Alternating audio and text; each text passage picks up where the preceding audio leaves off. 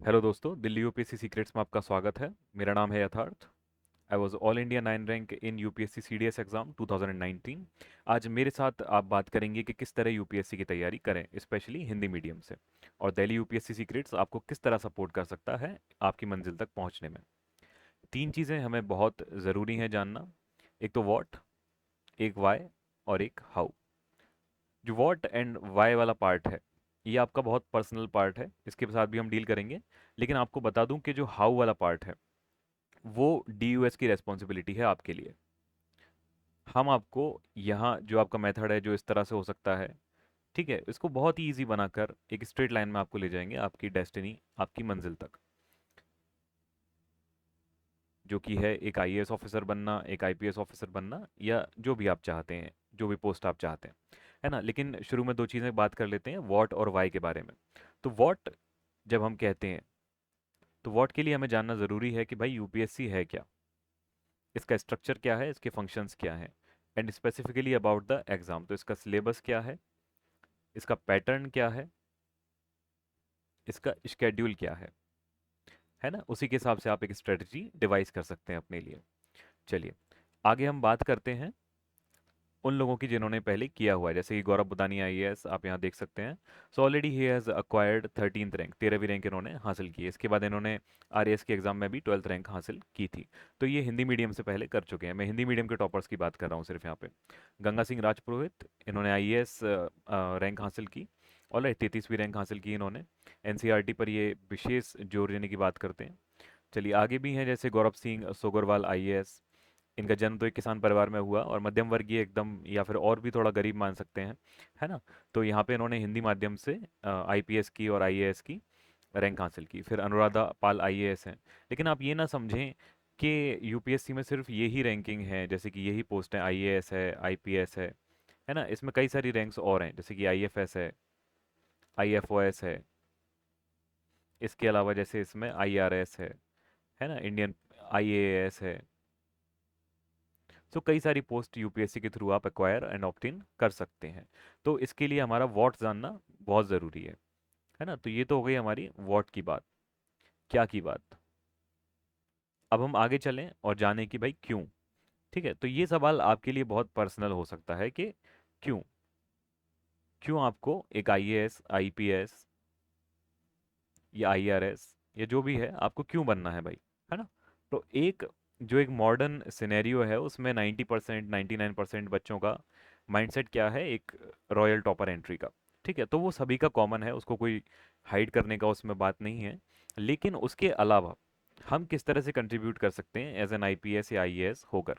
ठीक है, तो इंडिया जो एक डेवलपिंग कंट्री है, जो अपने ट्रांसफॉर्मेटिव फेज में है, उसमें हम ये सब बनकर इन पोस्ट को एक्वायर कर कर एक बहुत अच्छा योगदान दे सकते हैं एज एन इंडियन सिटीजन। तो हो सकता है this can be your why. चलिए अब आगे बात करते हैं एग्जाम पैटर्न की। एग्जाम पैटर्न जानना बहुत बहुत ज़रूरी है, इसके बिना आपका सिलेक्शन नहीं होगा। दूसरा, आईएएस का सिलेबस जानना और भी ज़्यादा ज़रूरी है, इसके बिना भी आपका सिलेक्शन नहीं होगा। These two things are of primary importance. Okay, तो चलिए इसमें तीन अपने स्टेजेस हैं, तीन लक्ष्य हैं। प्रीलिम्स परीक्षा पास करना, उसके बाद में मुख्य परीक्षा पास करना, और उसके बाद में इंटरव्यू अच्छे नंबर से पास करना।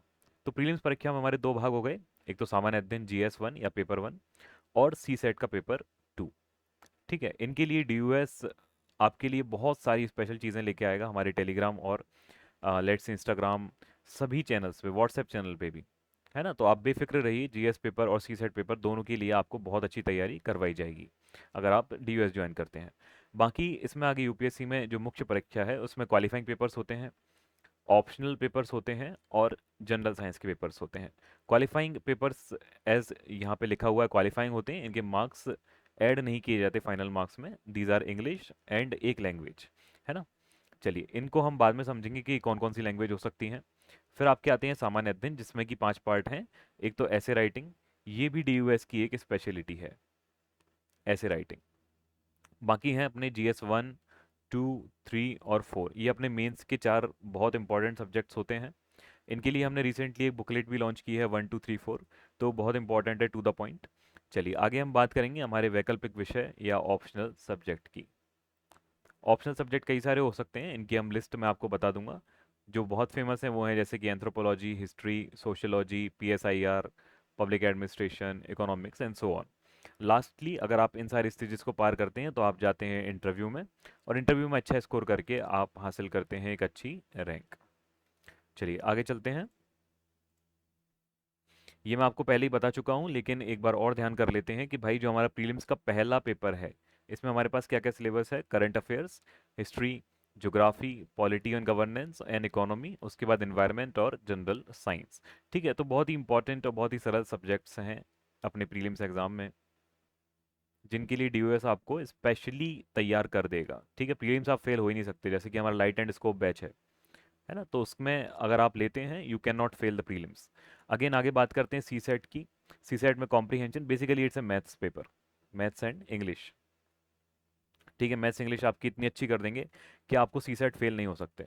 Comprehension, interpersonal skills, logical reasoning, analytical, और ये 10th क्लास की मैथ्स है, इसको ज़्यादा टफ नहीं लेना है। ठीक है, ये वो नहीं है कि भाई आईआईटी की मैथ्स है। It is not 12th class maths, it is 10th class basic maths. अगर आपके फंडामेंटल कंसेप्ट क्लियर हैं, बेसिक्स क्लियर हैं, तो आप इसको आराम से पार कर सकते हैं। तो 1 और 2 पेपर आपका इजीली क्लियर होगा। आगे बढ़ते हैं। हमारे जो मेंस के पेपर हैं, तो ऐसे की हम बात कर लेंगे, ऐसे को अलग से रख लेते हैं अभी के लिए। हम बात करते हैं GS 1, 2, 3 और 4 की। ठीक है, तो GS 1 में हमारे पास क्या है भाई, इसके अंदर क्या होता है ये भी तो देखना पड़ेगा ना। तो विश्व का इतिहास है, भूगोल है, ज्योग्राफी, हिस्ट्री है, समाज है, सोसाइटी है, कल्चर है, संस्कृति है ना, ट्रेडिशन है। अपना GS जो 2 है उसमें क्या है, राजनीति मतलब पॉलिटी, सोशल जस्टिस, सामाजिक न्याय, अंतर्राष्ट्रीय संबंध, इंटरनेशनल रिलेशंस।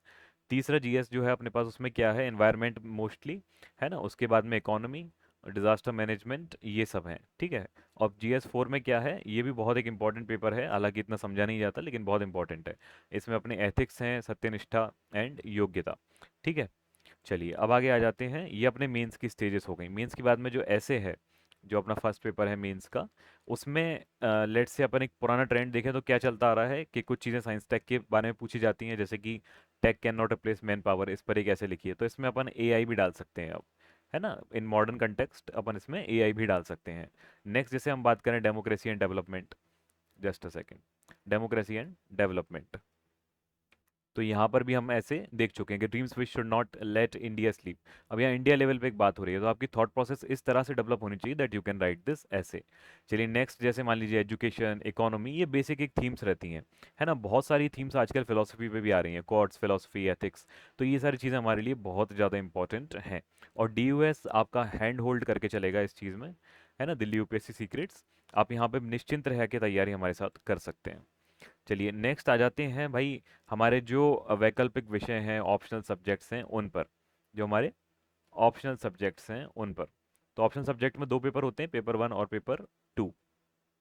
ठीक है, तो कौन कौन से हैं भाई ऑप्शनल सब्जेक्ट हमारे पास में, कृषि विज्ञान, एग्रीकल्चर, पशुपालन, animal husbandry, anthropology, biology, chemistry, civil engineering, we have commerce, we have economy, we have विद्युत इंजीनियरिंग, भूगोल, ज्योग्राफी, ऑलराइट, भूविज्ञान, इतिहास, हिस्ट्री, वी हैव, मान लीजिए लॉ है, प्रबंधन, गणित, मैथमेटिक्स, मैकेनिकल इंजीनियरिंग, MBBS का जो पढ़ाते हैं, चिकित्सा विज्ञान, हमारे पास मेडिसिन, है ना, दर्शन शास्त्र, फिलोसफी, फिजिक्स, PSIR। ठीक है, राजनीति विज्ञान और अंतर्राष्ट्रीय संबंध, मनोविज्ञान, साइकोलॉजी भी है, लोक प्रशासन, समाजशास्त्र, सांख्यिकी, स्टैटिस्टिक्स। तो और इनमें से किसी भी भाषा का एक साहित्य, literature of the any of following languages, Asamiya, Bangali, Hindi, जो भी है लैंग्वेज वाला पेपर। ठीक है, तो इनमें से आपको ये प्रिपेयर होने चाहिए, या फिर इनमें से कोई भी एक ऑप्शन सब्जेक्ट आपको प्रिपेयर होना चाहिए। चलिए लैंग्वेज के पेपर में क्या आता है, आपने देख लिया कि भाई pattern of the questions will be like comprehension, precis writing, usages and vocabulary. Basically इस लैंग्वेज का आपको पूरा ज्ञान होना चाहिए, किसी भी एक लैंग्वेज का, जो कि यहाँ ऊपर दी हुई है आपको, चाहे वो हिंदी हो, चाहे वो कश्मीरी हो, उड़िया हो, पंजाब हो, तो डिपेंड्स अपॉन योर स्टेट, कि भाई आप किस स्टेट से हैं। ठीक है, उसी स्टेट की आप लैंग्वेज मोस्टली जानते होंगे, है ना, तो वहीं की आप प्रिपरेशन कर सकते हैं। So very easy. चलिए आगे बढ़ते हैं। लास्टली आपको, अगर आप प्रीलिम्स पास कर लेते हैं, मेंस पास कर लेते हैं, you have then interview. Interview के लिए भी DUS में स्पेशल प्रोग्राम्स हमारे पास हैं, 1-to-1 मेंटरशिप भी है ना, फ्रॉम ऑलरेडी रैंकर्स, जो कि IAS हैं, IPS हैं, और उनके थ्रू हम इंटरव्यू की तैयारी बहुत अच्छे से आपके लिए करवाते हैं। चलिए आगे चलते हैं। तो भाई स्टडी मटेरियल क्या है, ये तो हमने जान लिया व्हाट, अब हम करेंगे हाउ पे बात। तो हाउ में सबसे पहला स्टडी मटेरियल आपके लिए चाहिए बेसिक्स। बेसिक्स मतलब आपकी फाउंडेशन, फाउंडेशन जितनी स्ट्रांग होगी उतना ही स्ट्रांग होगा पूरा का पूरा मकान। तो फाउंडेशन किससे बनती है भाई? एनसीईआरटी से, है ना। एनसीईआरटी से रिसेंट ईयर में कुछ डिबेट्स हैं कि भाई एनसीईआरटी पढ़ो मत पढ़ो, ज़रूरी नहीं है, लेकिन ऐसा नहीं है, एनसीईआरटी आपको पढ़नी ही पढ़नी है, 100% पढ़नी है। इसके लिए डीयूएस में भी हमारे पास, लेकिन एनसीईआरटी से समस्या क्या आती है कि भाई एनसीईआरटी बहुत सारी हैं, इतनी लंबी हैं, है ना, तो कौन पढ़े कौन याद रखे, तो इसके लिए हमने एक जिस्ट कोर्स निकाला है, एनसीईआरटी जिस्ट नाम से, जिसमें आपको सिर्फ इंपॉर्टेंट बातें जो कि यूपीएससी के लिए ज़रूरी हैं उसमें हम वही बातें करेंगे। चलिए आगे चलते हैं। तो एडिशनल बुक्स, सप्लीमेंट्री बुक्स, तो सप्लीमेंट्री बुक्स ज़रूरी भी हैं, मैंडेटरी भी हैं, इंपॉर्टेंट भी हैं, है ना। ये वो बुक्स हैं जो कि यूपीएससी को ही ध्यान में रख के बनाई गई हैं, यूपीएससी के सिलेबस को ही ध्यान में रख के बनाई गई हैं। जैसे कि पॉलिटी है, बहुत फेमस बुक है लक्ष्मीकांत। मॉडर्न इंडिया है, बहुत फेमस बुक है स्पेक्ट्रम। ठीक है, तो ये बुक आपको पढ़नी ही पढ़नी है। ज्योग्राफी है जैसे कि गो चेंग लियोंग, बहुत इंपॉर्टेंट है ना। तो ये सारी, जैसे कल्चर है, नितिन सिंघानिया, बहुत इंपॉर्टेंट बुक है। These are the name of the authors. तो इन ऑथर्स की बुक आपको पढ़नी ही पढ़नी है। इनके लिए भी हम लेकिन कस्टमाइज्ड नोट्स आपके लिए लेकर आएंगे। ठीक है, डीयूएस आपके लिए लेकर आएगा कस्टमाइज्ड नोट्स, जिसमें इन बुक्स की, और ना ही सिर्फ इन बुक्स की, दो तीन बहुत इंपॉर्टेंट बुक्स की जो भी एक सब्जेक्ट के लिए हैं उनका कंपाइलेशन होगा सिर्फ इंपॉर्टेंट चीज़ों का, है ना, as per the recent trend. तो वो हम आपके लिए लेकर आएंगे when you are preparing with the DUS. चलिए नेक्स्ट आ जाते हैं न्यूज़पेपर्स पर। न्यूज़पेपर बहुत ज़रूरी हैं, 100% बहुत ज़रूरी हैं, आपको पढ़ने हैं रोज़ाना, है ना। और हिंदी मीडियम ही नहीं, हिंदी मीडियम तो आपको पढ़ना ही पढ़ना है क्योंकि आप हिंदी मीडियम से हैं, हिंदी माध्यम से हैं, लेकिन आपको इंग्लिश मीडियम वाले न्यूज़पेपर भी छोड़ने नहीं हैं, भूलने नहीं हैं। ठीक है, क्योंकि जैसे कि कुछ न्यूज़पेपर्स हैं, मान लीजिए इंडियन एक्सप्रेस है, तो उसमें एक टॉपिक, एक पेज आता है एक्सप्लेन नाम से, है ना। इसमें काफ़ी सारी चीज़ें ऑलरेडी आपको समझाई जाती हैं एक्सप्लेन्ड। तो ये चीज़ें आपको फॉलो करनी है, छोड़नी नहीं है। और as per the syllabus he only आपको पढ़ना है, only as per the syllabus आपको पढ़ना है। ऐसे नहीं कि भाई इसमें खबर आ रही है बॉलीवुड से रिलेटेड तो आपको वो भी पढ़नी है, इसमें खबर आ रही है क्रिकेट की तो आपको वो भी पढ़नी है, नहीं वो नहीं पढ़नी। इसमें खबर आ रही है पॉलिटिक्स क्या चल रही है गाँव में तो वो नहीं पढ़ना, क्राइम नहीं पढ़ना, ठीक है, मर्डर्स नहीं पढ़ने, कुछ भी नहीं पढ़ना, जो यूपीएससी के सिलेबस से अलाइंड है वो ही पढ़ना है। ठीक है, तो ये इस बात का आप ध्यान रखें। चलिए नेक्स्ट आ जाते हैं notes making and self study. Self study आपको करनी है, ज़रूरी नहीं कि आप 12 घंटे पढ़ें, लेकिन एटलीस्ट 6 से 7 घंटे आपको डेली देने हैं dedicated. Consistency is what matters most. ठीक है, कंसिस्टेंसी एंड परसेवरेंस आपको बना के रखना है। नोट्स आपको हम प्रोवाइड करेंगे डीयूएस से, आपको हिंदी के माध्यम के नोट्स भी मिलेंगे, स्टडी मटेरियल भी मिलेगा पूरा का पूरा, इस बारे में आप निश्चिंत रहें, और खुद के नोट्स तो आप बना नहीं सकते हैं। चलिए नेक्स्ट आ जाते हैं, बहुत इंपॉर्टेंट जो है पीवाईक्यू। पीवाईक्यू आपको सर्व करेंगे as a basic way, as a basic method. तो आपके पास सबसे अच्छी चीज़ तो पीवाईक्यू है भाई, है ना। पीवाईक्यू आपको खुल्लम खुल्ला ये बता रहा है कि पहले हमने क्या पूछा है।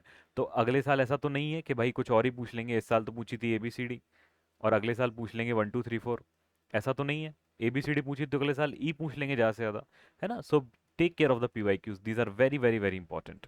चलिए last and final, you can do anything you want, you can do everything you want. आप कंसिस्टेंट रहें, परजर्विरेंस रखें अपने अंदर, एंड रिलेंटलेस रहें, तो you can achieve any dream you want.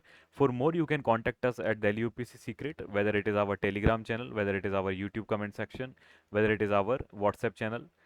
ये हमारी जो ऐप है दिल्ली सीक्रेट्स के नाम से प्ले स्टोर और मैक पर भी उपलब्ध है। ऑलराइट, सो अगर आपका कोई भी कमेंट है आप यहाँ पे लीव कीजिए, मैं आपको तुरंत रिप्लाई दूंगा। Thank you very much and have a great day ahead, see you soon in the next lecture.